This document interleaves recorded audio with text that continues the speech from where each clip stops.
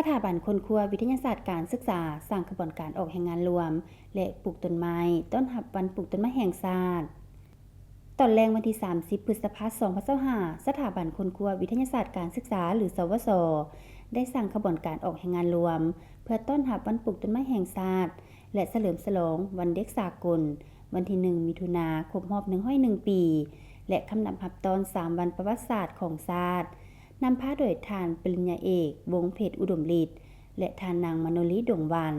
รองผู้อำนวยการสถาบันค้นคว้าวิทยาศาสตร์การศึกษาพร้อมด้วยคณะศูนย์คณะแผนกห้องสมุดหัวหน้าแขนงห้องแขนงพร้อมด้วยพนักงานวิชาการเข้าร่วมอย่างเป็นขบวนฝึกฟื้นการออกแห่งงานในครั้งนี้โดยได้กำหนดให้ปลูกต้นจำปาซึ่งแต่ละศูนย์จะได้ปลูกตามการจัดสรร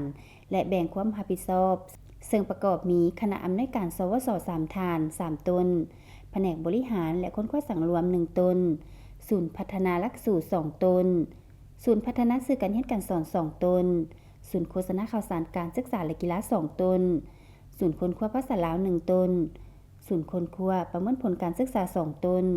ศูนย์ส่งเสริมภาษาต่างประเทศ1ต้นและห้องสมุด1ต้น